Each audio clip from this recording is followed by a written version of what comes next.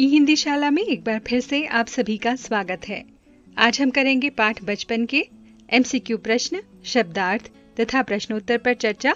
तो चलिए शुरू करते हैं आज की कक्षा। वीडियो के अंत तक अवश्य बने रहिएगा ताकि पाठ की संपूर्ण जानकारी आप तक पहुंच सके। सबसे पहले शब्दार्थ। पहला शब्द है सयाना, जिसका अर्थ होता है बड़ा। शताब्दी 100 साल को कहा जाता है। फ्रिल झालर, चलन यानी रिवाज।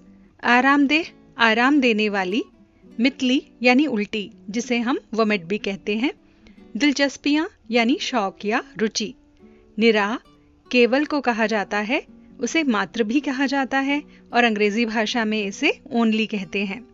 बुरकना यानी छिड़कना। अगला शब्द है रौनक, जिसका अर्थ है चमक दमक या फिर सुंदरता। अटपटा यानी अजीब सा। ऐनक चश्मे को कहा जाता है। आश्वासन भरोसा। सूझना यानी दिखाई देना। खींचना चिढ़ना। सहजता इसका अर्थ है आसानी से। सुभीते यानी आसानी से। सुहृष्ट पुष्ट यानी ताकतवर और स्वस्थ। ये तो थे हमारे शब्दार्थ। अब आते हैं एमसीक्यू प्रश्न। पहला एमसीक्यू प्रश्न है, बचपन पाठ की लेखिका या लेखक कौन है?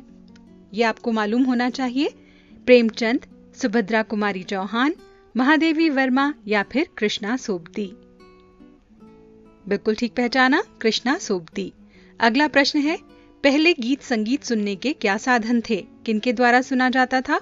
रेडियो पर, आईपॉड पर, ग्रामोफोन या फिर म्यूजिक प्लेयर?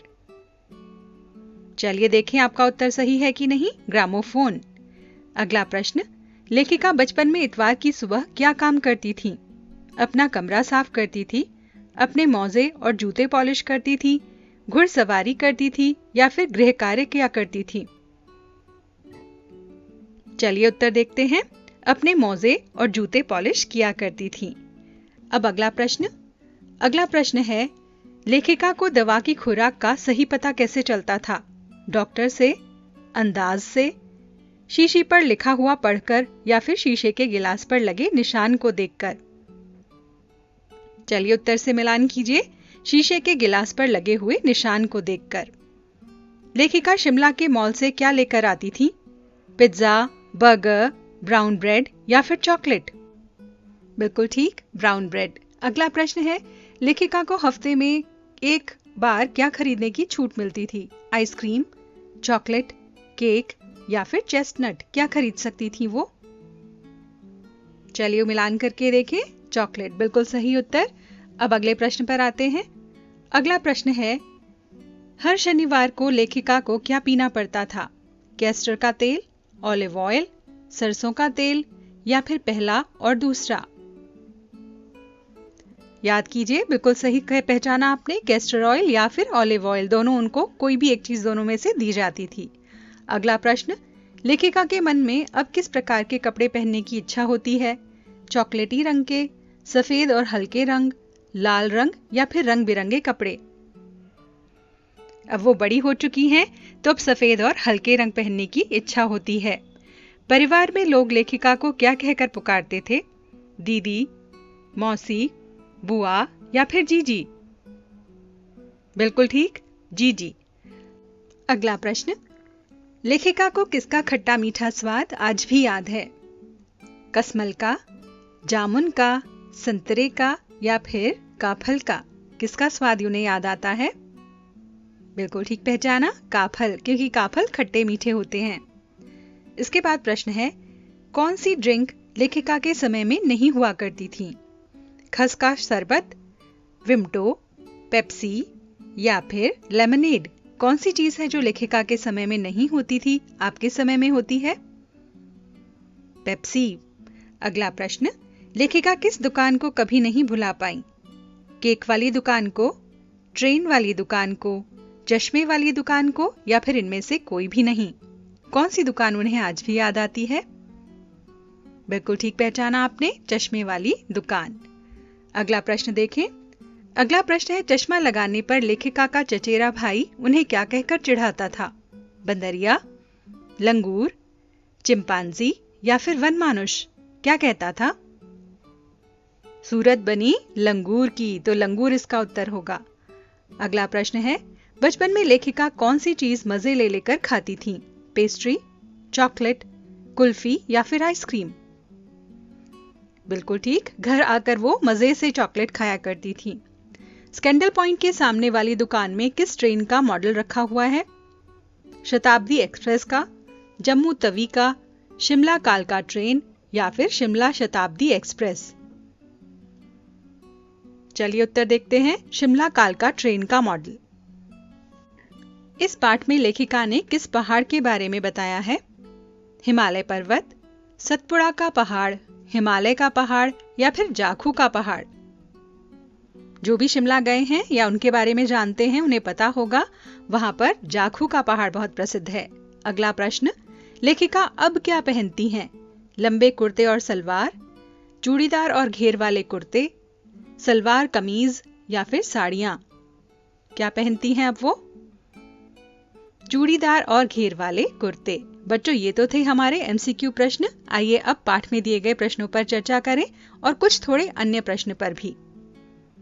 पहला प्रश्न आता है, पिछली शताब्दी की और कौन सी चीज विशेष थी? कौन सी चीज थी जिसके बारे में बात की जाती थी? चलिए उत्तर देखते हैं। पिछली शताब्दी में आकाश में उड़ते हुए कभी कभी दिखाई देने वाले हवाई जहाज बहुत विशेष चीज हुआ करते थे। उन्हें देखने के लिए दिल्ली के बच्चे बाहर तक दौड़कर जाते थे। अगला प्रश्न है, पहाड़ों के मुखड़े गहराने का क्या अर्थ है? या क्या पहाड़ का मुंह भी गहराता है? चलिए उत्तर से देखते हैं। पहाड़ों के मुखड़े गहराने का अर्थ है कि दूर दूर तक फैले हुए पहाड़ों पर शाम का अंधेरा घिरने लगता और बत्तियां जल उठती थीं। यानी पहाड़ों पर अंधेरा छाना पहाड़ों के मुखड़े गहराने का अर्थ होगा। पाठ से पता करके लिखो कि लेखिका के चश्मा लगाने पर उनके चचेरे भाई उन्हें क्यों छेड़ते थे? क्या कारण था? उत्तर है, लेखिका को चश्मा लगाने की आदत नहीं थी। पहली बार चश्मा पहनने के कारण वो कुछ अजीब सी लग रही थी, इसलिए चश्मा लगाने पर उनके चचेरे भाई ने उन्हें छेड़ा था। अगला प्रश्न देखें। उम्र बढ़ने के साथ साथ लेखिका में क्या क्या बदलाव हुए हैं? पाठ से मालूम करके लिखो। उन्होंने इसके बारे में बहुत अच्छे से बताया है कि समय के साथ साथ उन्होंने किन किन चीजों में बदलाव किए। चलिए उत्तर देखते हैं। उम्र बढ़ने के साथ साथ लेखिका स्वयं को बड़ा बड़ा महसूस करने लगी। उनके पहनावे में और रंगों की पसंद में भी बदलाव आया। पहले वो फ्रॉक, निकरवॉकर, स्कर्ट, लहंगे, गरारे आदि पहनती थी, परंतु आज वो चूड़ीदार और घेर वाले कुर्ते पहनती हैं।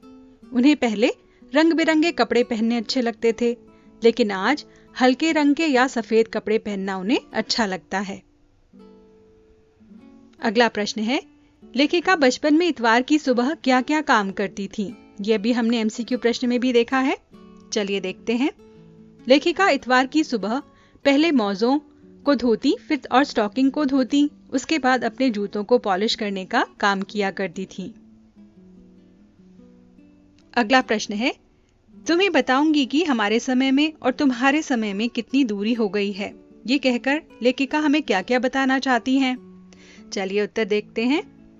लेखिका के अनुसार आज में और उस समय में बहुत ही ज्यादा फर्क है।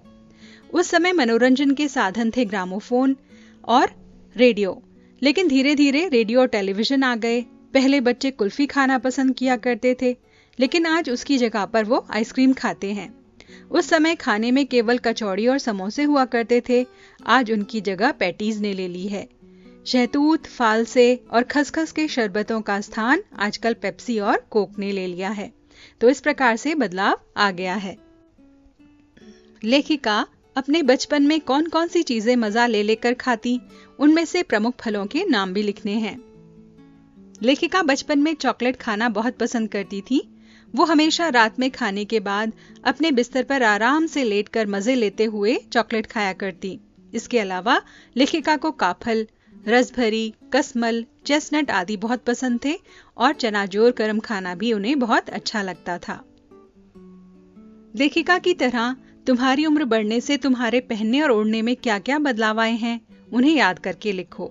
बच्चों, ये प्रश्न आपको स्वयं लिखना होगा कि आप बचपन में जब अब से छोटे थे तो किस प्रकार के कपड़े पहनते थे और अब किस प्रकार के कपड़े आपको पहनना अच्छा लगता है। अगला प्रश्न है, लेखिका के बचपन में ग्रामोफोन, घुड़सवारी, शोरूम में शिमला कालका का ट्रेन मॉडल और हवाई जहाज की आवाजें आश्चर्यजनक और आधुनिक चीजें थीं। आज क्या क्या आश्चर्यजनक आधुनिक चीजें तुम्हें आकर्षित करती हैं? उनके नाम लिखने हैं। ये प्रश्न भी आप खुद लिखेंगे कि आपको कौन कौन सी चीजें हैं जो बहुत पसंद हैं, खिलौनों में या किसी और चीज के बारे में आप अपनी पसंद यहाँ पर स्वयं लिखेंगे। संस्मरण में आए अंग्रेजी के शब्दों को छांटकर लिखो और उनके हिंदी के अर्थ भी जानो। तो इस पाठ में बहुत सारे अंग्रेजी के शब्द आए हैं, देखें कौन कौन से हैं। स्कर्ट, लड़कियों के पहनने का घेरदार छोटा घाघरा। चॉकलेटी यानी भूरा रंग। लेमन कलर, नींबू जैसा रंग। पॉलिश, जूतों को चमकाने वाला एक पदार्थ। ऑलिव ऑयल, जैतून के तेल को कहते हैं। कैस्टर ऑयल, रेड़ का तेल होता है। ग्रामोफोन, गाना सुनने का एक यंत्र है यानी मशीन।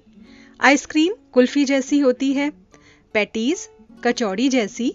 और ब्राउन ब्रेड है भूरे रंग का पाव। स्पीड, गति को कहा जाता है। तो बच्चों, ये तो थे इस पाठ के प्रश्नोत्तर, एमसीक्यूज तथा शब्दार्थ। हमें आशा है कि आपको सभी प्रश्न समझ आ गए होंगे और आप अधिकतर प्रश्नों के उत्तर स्वयं भी दे पा रहे होंगे। एक नए वीडियो के साथ शीघ्र ही आपसे फिर से मुलाकात होगी। तब तक के लिए आपसे विदा चाहते हैं। विदा।